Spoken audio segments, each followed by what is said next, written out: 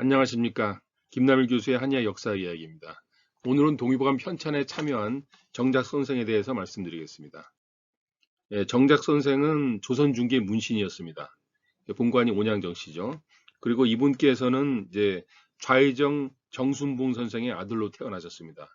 굉장히 그 지체 높은 집안에서 이제 성장하셨는데 이분께서 이분에 대해서 여기 보면 그 동의보감 서문이 동의보감이 1613년에 간행될 때 그 무렵에 그 서문에 보면 이분이 언급되어 있습니다. 뭐라고 언급되어 있냐면 이제 유의 정작과 더불어 태의 양예수, 김웅탁 이런 분들과 더불어 같이 이제 책을 동의보감이라는 의서를 만들게 됐다는 어떤 그런 기록이 나오죠.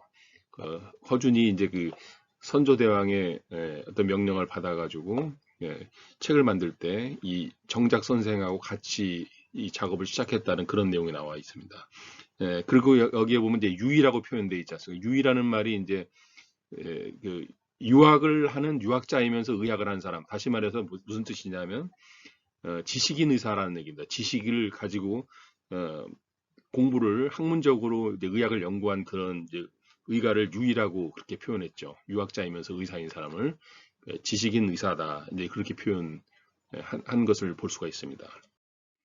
그리고 이분께서는 이제 평소에 시를 좋아하고 또 술을 이제 좋아해가지고 주선이라고 이제 그 칭호를 얻었는데 이분께서 형 정념이라는 형이 또 유명하신 분입니다. 이분과 더불어 이제 북창고옥 선생 시집이라는 시집을 이제 같이 만든 것을 알 수가 있습니다.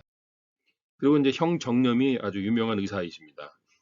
이분께서는 이제 그 양생서적이라고 말할 수 있는 용어 비결이라는 책과 이제 정북창방이라는 책이죠. 이게 이제 의서입니다. 의학서적인데 용어 비결에 보면 이제 이분께서 어, 이제 폐기와 그 태식과 주천화우라는 어떤 양생의 방법을 써놓은 것을 발견해 볼 수가 있습니다. 그러니까 숨을 사실 천천히 쉬는 것이 몸의 건강에 이제 좋다는 얘기죠. 마음을 또 가라앉히는 어떤 그런 방법. 게다가 폐기, 태식, 주천화우 이런 데 이제 다 통하는 얘기입니다. 이것이 이제 그 단전호흡과 연결되는 그런 내용들인데 이것을 중심으로 해가지고 용어 비결에다 써놓으시고 정북창방이라는 책은 여기 동의보감에 보면 탈령실정증의 하나의 이제 처방으로서 여기 북창이라고 써 있지 않습니까? 이 정북창방을 인용한 것입니다. 가감 진심단이라는 그 약물이 바로 이 정북창방에서 인용된 약물인 것을 발견해 놓습니다. 탈령실정증이라는 것이 이제 처음에 잘 살다가 나중에 못 살게 돼가지고 스트레스 받아가지고 병이 생긴 어떤 정신병 같은 이제 그런 것을 이제 말하는 것이죠. 그럴 때 이제 가감 진심단을 사용하라고 이렇게 처방이 이제 인용되어 있습니다. 그리고 이제 이분께서 또 남사고 선생의 영향을 받습니다. 남사고 선생이 이제 역학이나 어떤 상법 같은 거에 뛰어나신 분인데 이분께서는 특히 수련적 도교, 수련적 도교라는 거는 이제 그것에 어떤 그 건강을 지키는 방법으로서 의학에 많이 이제 연결되는 것을 볼 수가 있는데 이런 남사고 선생의 영향을 받아서 동의보감에 정작 선생이 참여하면서 이 수련적 도교의 방법이 의학적으로 건강을 유지하는 또 양생의 방법으로 예방의학하는 방법으로서 활용되게 되는 것을 볼 수가 있습니다.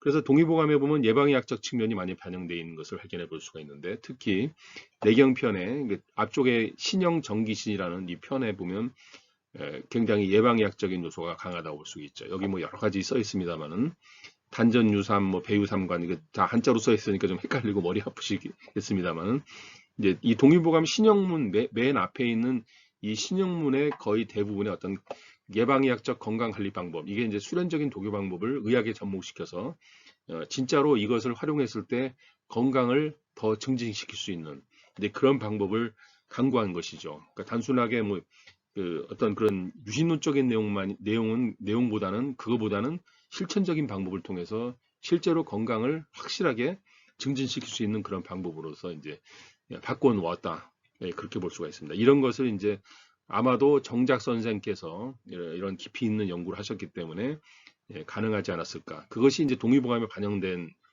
측면이 많다 이것입니다. 허준 선생님의 역할이 제일 중요하지만 정작 선생의 이런 이제 수련적 도교의 방법을 의학에 접목시키려는 노력 이런 것이 굉장히 중요하게 작용됐다고 볼 수가 있다는 것이죠. 그래서 조선 후기에 예, 허준 선생님이 동의보감을 지을 때가 조선 중기라고 일반적으로 구별하는데 그 이외에 이제 유학자들이 수양론을 이제 계속 발굴해내고 새로 이제 연구할 때 그때 바로 이제 동의보감이 많이 활용되게 되는 어떤 그런 역사적인 측면하고 연결된다고 볼 수가 있습니다. 그래서 조선의학이 새로운 전통을 열게 되었다.